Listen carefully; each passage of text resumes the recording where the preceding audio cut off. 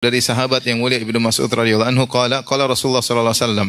Rasulullah SAW bersabda, "Man asabathu faqatun," siapa yang ditimpa dengan kemiskinan ada musibah yang menimpanya, yang tadinya dia kaya raya kemudian tiba-tiba miskin, tiba-tiba usahanya hancur dan semisalnya Atau dia punya kebun tahu-tahu ada afah, tahu-tahu ada bencana, ada kebakaran, ada hama menghabisi kebunnya misalnya.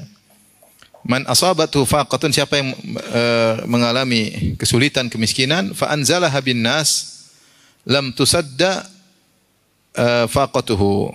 Siapa yang mengalami kesulitan kemudian dia curahkan kepada manusia, yaitu dia minta tolong kepada manusia, minta kepada manusia, maka kemiskinannya tidak akan dihilangkan oleh Allah Subhanahu wa taala.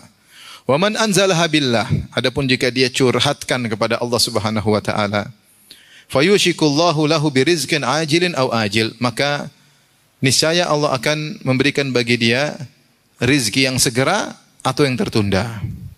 Rawahu Abu Daud wa Tirmidzi, hadis riwayat Abu Daud dan Tirmidzi, wa qala haditsun hasan, dan Imam Tirmidzi berkata hadis yang hasan. Yushiku bikasri shin ay yusri. Yusri, yaitu Allah segera akan memberikan dia rizki. Rizki yang datang segera atau yang akan datang. Tapi dalam hadis ini Rasulullah mengajarkan jika seorang menderita suatu penderitaan, di antaranya kemiskinan, maka yang pertama dia minta pertolongan adalah kepada siapa? Kepada Allah Subhanahu wa taala. Karena Allah yang di tangannya segala sesuatu, karena Allah yang mentakdirkan segala sesuatu. Susah senang semua takdir Allah Subhanahu wa taala. Kaya miskin semua takdir Allah Subhanahu wa taala. Ma asaba min musibatin illa biiznillah. Tidak ada suatu musibah yang menimpa kecuali dengan izin Allah Subhanahu wa taala. Ya. Wa may yu'min billahi yahdi qalba. Siapa yang beriman akan hal itu, dia tahu bahwasanya semua musibah Allah yang takdirkan, karena Allah mentakdirkan baik dan buruk, maka Allah akan yahdi qalbah, maka Allah akan berikan hidayah kepada hatinya. Oleh karena jika kita mengalami penderitaan apapun, usahakan jangan mengeluhkan kepada manusia sebisa mungkin, kecuali darurat. Kecuali apa? Darurat. Kalau enggak darurat, kita masih bisa kuat, kita berusaha menahan diri. Keluhkan kepada Allah. Masih ada aset yang bisa dijual, jual. Ya. Masih bisa berusaha, berusaha. Masih bisa suruh anak istri sabar, sabar. Ya. Kecuali darurat. Ya. Biasakan diri kita untuk hanya minta kepada Allah Subhanahu wa taala. Ya.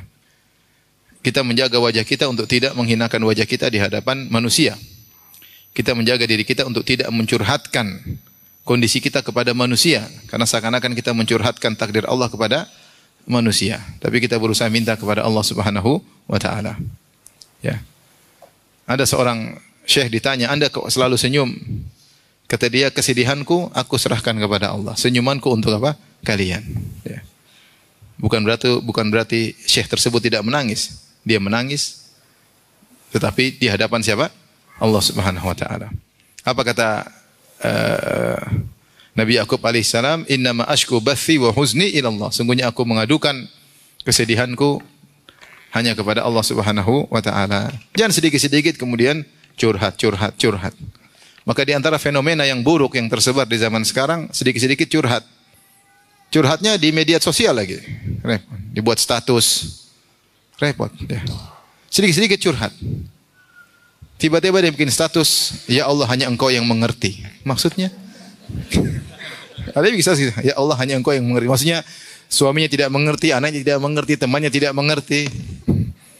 Ini maksudnya apa ya? Ya sudah, memang benar ya, hanya Allah yang mengerti, tapi tidak usah kau tulis di status, bikin orang apa? Kepo. Ada apa, Kamu pun tidak mengerti.